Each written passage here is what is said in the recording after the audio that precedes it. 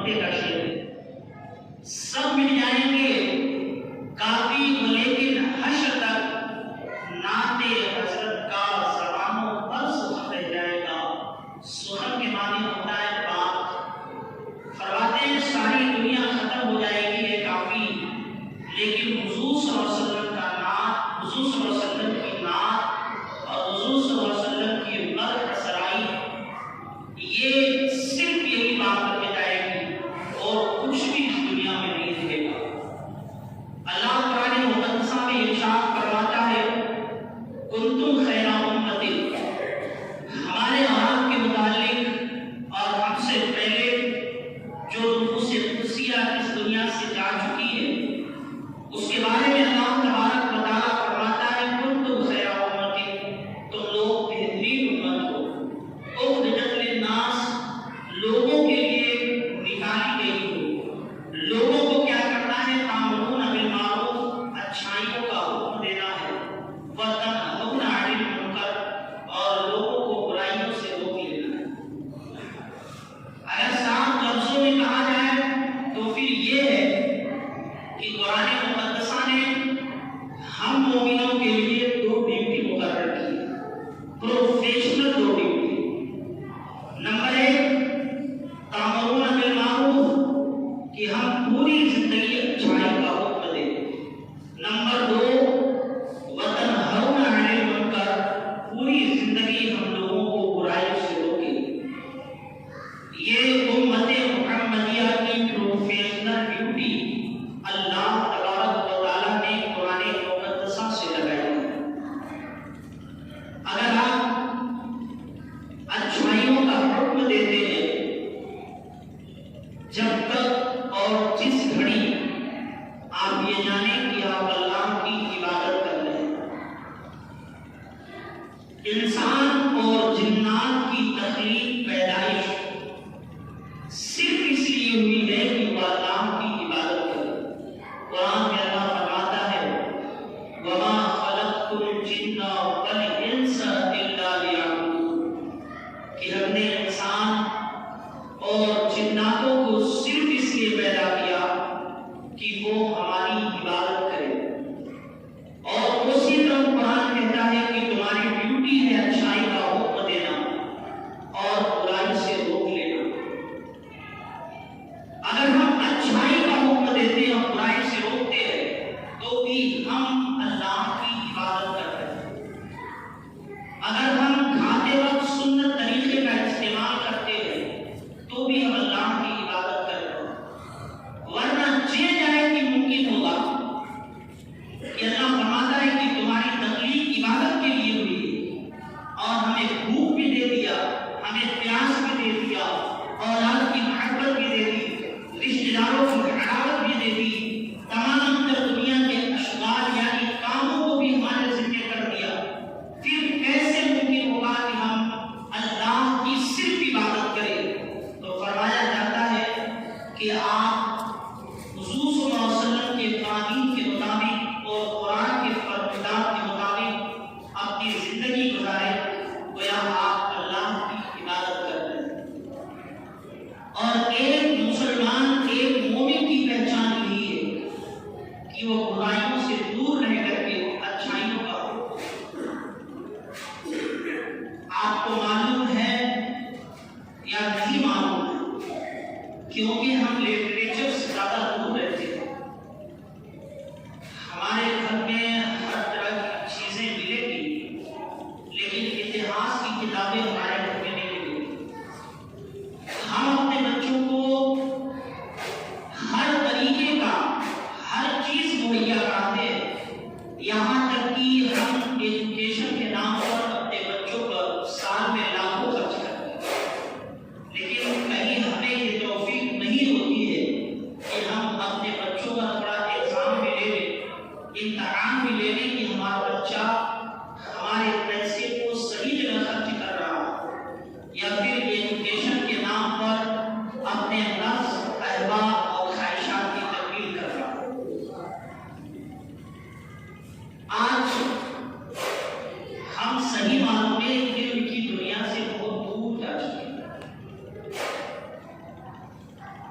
آپ کو یقین نہیں ہوگا، آپ گوگل پر سرچ ماریے گا کہ ہمارے معاشرے کے، ہمارے کمیونٹی کے، ہمارے کاسٹ مسلم برادر ہائی لیول ایجوکیشن میں کتنے پرسنٹیج ہیں۔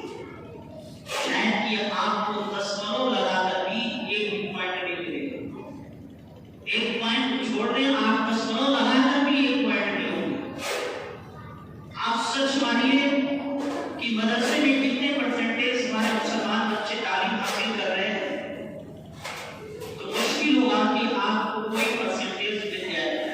ورنہ آج سے 5 سال پہلے جو سروے ہوا تھا اس میں 2 یا 3% مسلم بچے دینی تعلیم حاصل کر رہے ہیں۔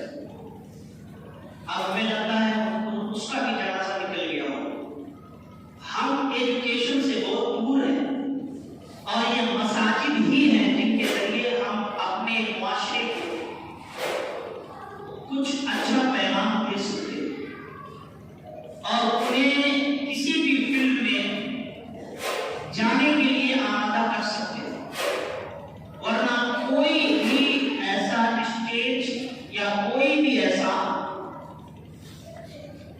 مقام یا کوئی بھی ایسی جگہ نہیں بچی ہے کہ جہاں سے ہم ایک خوبصورت پیغام اپنے عوام تک پہنچائیں۔ آج 99% جلسوں کا حال یہی ہے، ہم نے کہا ہے کہ اس میں اچھل کود زیادہ ہے، نعرے بازی زیادہ ہے، مقصد سے ہٹ کر کے ہم جلسوں کی روح کا گلا دبا دیا۔ جو ہمارے جلسوں کی معیار ہونی چاہیے، ہم اس جلسے کے معیار کو کافی گرا چکے ہیں۔ ہر ایک کے ذہن میں، دماغ میں یہ بات ہوتی ہے، ہم جائیں گے نعت خوانی سنیں گے، کچھ پیسے ہم کے جیب میں اٹھائیں گے اور پھر چلے آئیں گے۔ قطعی طور پر یہ ہمارے جلسوں کا معیار نہیں ہے اور نہ ہمارے جلسوں کا یہ مقصد ہے۔ اکثر 99% ہمارے جلسوں میں صرف تھوڑا دھڑاکی چل رہی ہے۔ ایک یہی مسجد بسی ہے جہاں سے ہم اچھے پیغام اپنے عوام تک پہنچا سکتے ہیں۔ اور سب سے بہترین اس 23ویں صدی میں یہ ہے، ابھی مہینے کی شروعات ہے، کہ ہم اپنے بچوں کو اوپر نگرانی کر کے انہیں ایجوکیٹڈ بنائیں، تعلیم یافتہ بنائیں۔ جب تک ہمارا معاشرہ ایجوکیٹڈ، تعلیم یافتہ نہیں ہوگا، ہم کسی بھی لکش کو، کسی بھی نشانوں کو نہیں پا سکتے۔ یہ طے ہے۔ یوم آزادی جو ہم اپنے ملک میں مناتے ہیں، سوتنترتا دیوس ہو یا گنتنتر دیوس ہو، ہم صرف یہ جانتے ہیں کہ ہمیں ترنگا پھہرانا ہے، ہمیں جھنڈا پھہرانا ہے۔ ان 2 راشٹری پرو کے پیچھے جو مقصد ہے اور جو ایک لمبی داستان ہے، اس داستان سے ہم بہت دور ہیں۔ ہمیں صرف یہ دماغ میں آتا ہے، ہم اپنے بچوں کے دماغ میں یہی ڈالتے ہیں کہ باپ کو ہمیں جھنڈا اٹھانے چاہیے، ہمیں جھنڈا پھہرانا ہے، جھنڈا روڑ کرنا ہے۔ بس یہی ہم اپنے بچوں کو بھی تعلیم دیتے ہیں اور یہ بھی مقصد ہم بھی لے کر کے جاتے ہیں۔ کیا آپ نے کبھی جاننے کی کوشش کیا کہ سال میں جو ہم 2 راشٹری پرو، راشٹری تہوار، ہندو، مسلم، سکھ، عیسائی سب مل کر کے مناتے ہیں، آخر کیوں مناتے ہیں؟ عید تو کوئی اور کاسٹ کے لوگ نہیں مناتے، کوئی اور معاشرے کے لوگ تو نہیں مناتے، مسلمان مناتے، اس میں جتنی بھی برادریاں ہیں۔ لیکن 26 جنوری اور 15 اگست یہ ہر ایک ہندوستانی کیوں مناتا ہے؟ کیونکہ ملک ہندوستان کو آزاد کرانے میں اور انگریزوں کو، تن کے گوروں اور من کے کالوں کو اس ہندوستان سے بھگانے کے لیے صرف ایک برادری کے لوگ آگے نہیں تھے، ہندوستان کے میں رہنے والی ہر ذاتی ہندوستان کی آزادی کے جنگ میں برابر کی شریک رہی۔ اس میں ہم بھی ہیں، اس میں ہم بھی ہیں، ہمارے قوم کے نمائندے بھی آگے تھے کہ ملک ہندوستان کو آزاد کرایا جائے۔ اس میں ایک نام حضرت علامہ مولانا مفتی سید کفایت اللہ کافی کا وقت بہت کم ہے